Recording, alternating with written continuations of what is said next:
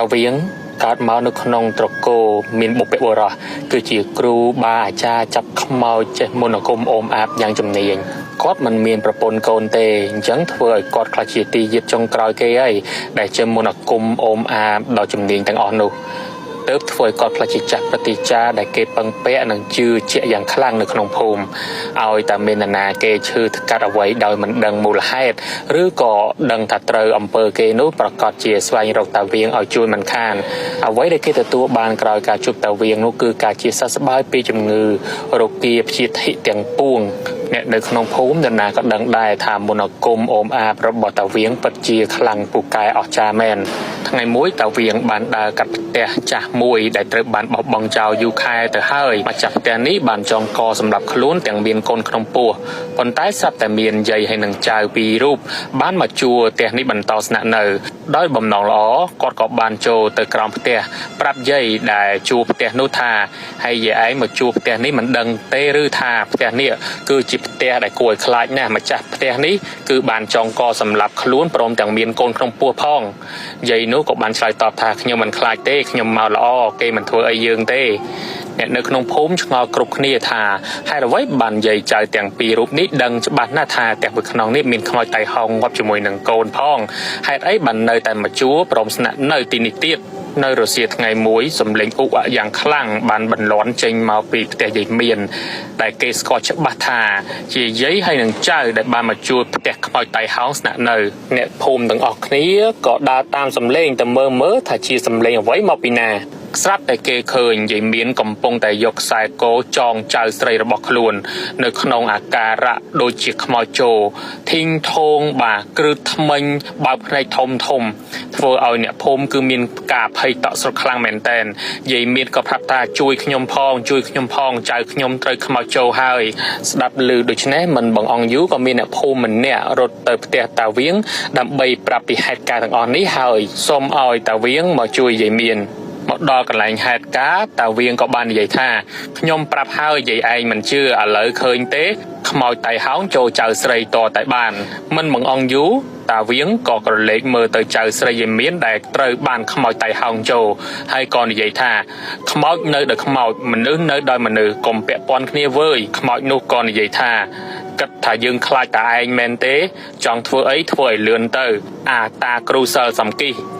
ឬខ្មោចនោះនិយាយបែបនេះតាវៀងខឹងខ្លាំងមែនតែនហេតុអ្វីបានជាខ្មោចតៃហោងនេះមិនខ្លាចរឹតអំណាចគេឈ្មោះរបស់ខ្លួនតតែសោះគាត់ក៏បានដកនៅអង្គសិលបាចទៅលើខ្មោចដែលកំពុងតែស្ថិតនៅក្នុងខ្លួនចៅស្រីយាយមានធ្វើឲ្យខ្មោចនោះក្តៅក្រហល់ក្រហាយស្រែកមួយទំហឹងផ្អើលភូមិតែម្ដងមិនបងអង្គយូតាវៀងក៏ឲ្យគេយកទឹកមួយផ្តិលហើយក៏បានដុតទៀនបាទសូត្រមន្តអាគមដែលខ្លួនចេះទាំងប៉ុន្មាន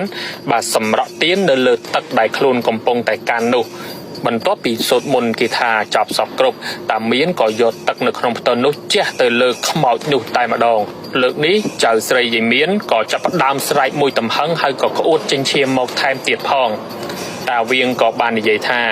យើងប្រាប់ហើយថាកុំឲ្យចង់លបងជាមួយយើងពេលនេះស្គាល់ច្បាស់ពីឫទ្ធិអំណាចរបស់យើងហើយនៅអាខ្មោចតៃហោងមិនទាន់រួចមាត់ស្រាប់តែមានខ្មោចរត់វឹងយើងមិនខ្លាចឯងទេអាគ្រូសិលឃាតករអ្នកភូមិភ័យស្រឡាំងកាំងដោយឃើញខ្មោចគ្រប់គ្នាតែពួកគេក៏ងើយឆ្ងល់ដូចគ្នាថាហេតុអ្វីបានជាស្រីខ្មោចតៃហោងមួយនេះហៅតាវៀងថាជាឃាតករទៅវិញស្ថានភាពកាន់តែច្របូកច្របល់តាវៀងក៏បាននិយាយតបទៅខ្មោចនោះវិញថាឯងកុំចង់បង្វៀងដានធ្វើឲ្យគេគ្រប់គ្នាយល់ច្រឡំមកលើយើងឲ្យសោះ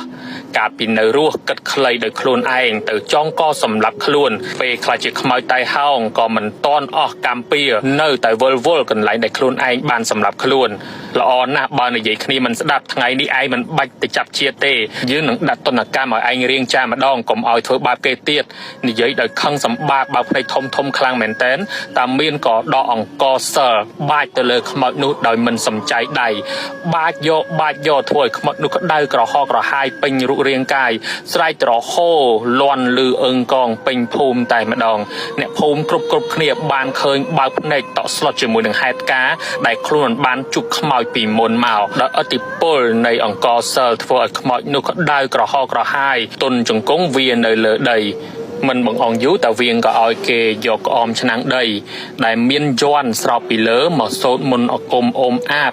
ដាក់ដើម្បីឃុំសង្កត់ប្រលឹងវិញ្ញាណរបស់ខ្មោចតៃហោងនោះកុំឲ្យទៅចាប់ជាតិតែម្ដងក្រោយពីសូត្រមន្តគាថាចប់តាវៀងក៏ទុកក្អមឆ្នាំងដីមួយឡែករួចក៏ទាញទឹកដែលយាយមៀនបានត្រៀមទុកឲ្យយកមកផឹករំពេចនោះគេស្រាប់តែឃើញយាយមៀងទៅទាញក្អមឆ្នាំងដីនោះបំបែកចោលធ្វើឲ្យប្រលឹងខ្មោចដែលត្រូវបានហុំនៅក្នុងឆ្នាំងដីនោះសាយភាយចេញមកសាជាថ្មីជាមួយនឹងសំណើចសាយក្អាកក្អាយមិនបងអង្គយូតាវៀងក៏បែកអង្គសិលទៅលើខ្មោចនោះម្ដងទៀតប៉ុន្តែម្ដងនេះអង្គសិលមិនមានឥទ្ធិពលអ្វីទាំងអស់ដែលធ្វើឲ្យខ្មោចនោះក្តៅក្រហល់ក្រហាយខ្មោចនោះបែរជាសើចចំអកទៅតាវៀងទៅវិញហើយក៏ប្រាប់ថាលើកនេះមុនអាគមឯងអស់រិទ្ធហើយអាគ្រូខ្មោចអបលៈឯងធ្វើអីយើងលែងបានតទៅទៀតហើយអស់មកយើងមិនខ្លាចទេ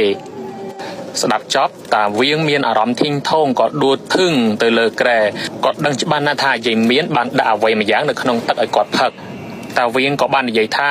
ខ្ញុំចិត្តល្អមកជួយយាយឯងនឹងចៅហេតុអ្វីបានយាយឯងធ្វើអញ្ចឹងដាក់ខ្ញុំ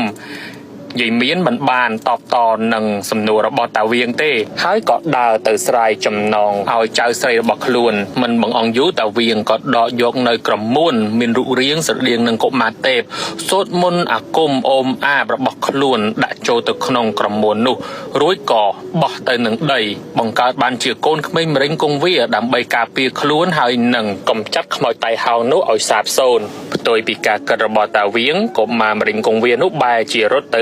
ស្រីខ្មោចតៃហោងនោះទៅវិញរួចបន្ថើសំឡេងគួរឲ្យព្រឺឆ្អឹងខ្នងថាខ្ញុំនឹកម៉ែណាស់ខ្ញុំនឹកម៉ែណាស់ស្រីខ្មោចតៃហោងនោះក៏បាននិយាយថាអាតាវៀងអាគ្រូសិលអបឡាឯងនៅហ៊ានឲ្យកូនយើងមកសម្លាប់យើងផងដើម្បីយកកូនយើងទៅធ្វើជាមរិញគង្វាតាមការពារជួយថែរក្សាឯងបានសម្លាប់យើងទាំងកូនយើងនៅក្នុងពោះរួចបំផ្លាញផោះតាងចោទថាយើងចង់កសម្លាប់ខ្លួនទៅវិញថ្ងៃនេះឯងត្រូវតែស្លាប់សងជីវិតយើងវិញខ្មោចស្រីនោះក៏បានរត់ដើម្បីទៅកាច់បំបាក់កតាវៀងស្រាប់តែយាយមៀនមកពាំងពីមុខខ្មោចស្រីនោះរួចអោបខ្មោចស្រីនោះយ៉ាងណែនហើយក៏និយាយជាមួយនឹងខ្មោចស្រីនោះថាប៉ុណ្ណឹងបានហើយកូនពេលនេះគ្រប់គ្នាបានដឹងពីការពិតហើយកុំសាងបាបបន្តទៀតអីឯងគួរតែចាប់ជាតិហើយរឿងរ៉ាវបាបកម្មដែលតាវៀងនោះបានធ្វើវានឹងទទួលកម្មរបស់វាដោយខ្លួនឯងពេលនេះម៉ែសុំតែម្យ៉ាងគឺសុំឲ្យកូនទទួលបានសេចក្តីសុខហើយទៅចាប់ជាតិទៅខ្មោចស្រីនោះក៏អោបយាយមៀនយ៉ាងខ្លាំងជាមួយនឹងសំឡេងសម្រែកយំស្រណោះសោកសៅហើយក៏បានសំពះលាម្ដាយដើម្បីទៅចាប់ជាតិចាប់ពីពេលនោះទៅរីឯអាការៈតាវៀងកាន់តែធ្ងន់ធ្ងរទៅធ្ងន់ពិបាកក្នុងខ្លួនខ្លាំងពេកគាត់បានត្រឹមតែព្យាយាមសម្លឹងទៅយាយមៀនបន្លឺសំឡេងសើសើថាឲ្យខ្ញុំសុំទោសយាយមៀនឲ្យខ្ញុំសុំទោសយាយមៀនយាយមៀនក៏បាននិយាយទៅវិញថាកូនខ្ញុំបានទៅកាន់សុគតិភពហើយខ្ញុំសុំអហោសកម្មឲ្យតាវៀងឯងចាប់ពីពេលនេះតទៅក្រោយមកយាយមៀនក៏បានទៅប្រាប់រឿងរ៉ាវទាំងអស់ទៅដល់អ្នកភូមិ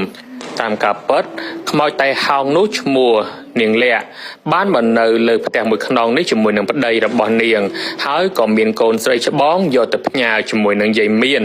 នៅជាមួយគ្នាមិនបានប៉ុន្មានខែពីរអ្នកប្តីប្រពន្ធនោះក៏ឆ្លោះគ្នាសឹងតែរាល់ថ្ងៃហើយក៏បែកបាក់គ្នាទៅធ្វើឲ្យនាងលក្ខនៅផ្ទះនោះតែម្នាក់ឯងជាមួយនឹងកូនក្នុងពោះយប់មួយនាងលក្ខបានទៅពន្យល់សពប្រាប់យាយមៀនថាខ្លួនត្រូវបានគេសម្លាប់ហើយអ្នកសម្លាប់នោះគឺជាគ្រូសិលដែលមានមន្តអាគមខ្លាំងពូកែណាស់យាយមៀនខឹងសម្បាក៏រៀបចំផែនការនេះមកលុះដឹងពីដំណើរដើមតងសាច់រឿងហើយអ្នកភូមិមានការខឹងសម្បាយ៉ាងខ្លាំងជំនួសយាយមៀនក៏បំរុងដើរទៅលេងលោកជាមួយនឹងតាវៀងប៉ុន្តែដោយមន្តអាគមសិលវិជាការត្រូវបានសាបរលាបធ្វើឲ្យខ្មោចនិងវិញ្ញាណដែលតាវៀងធ្លាប់បានខំក្រងធ្វើបាបនោះចាប់ផ្ដើមចូលទៅក្នុងខ្លួនតាវៀងបាទស៊ីគ្រឿងក្នុងរបស់តាវៀងធ្វើឲ្យតាវៀងបាត់បង់ជីវិតនៅពេលនោះទៅ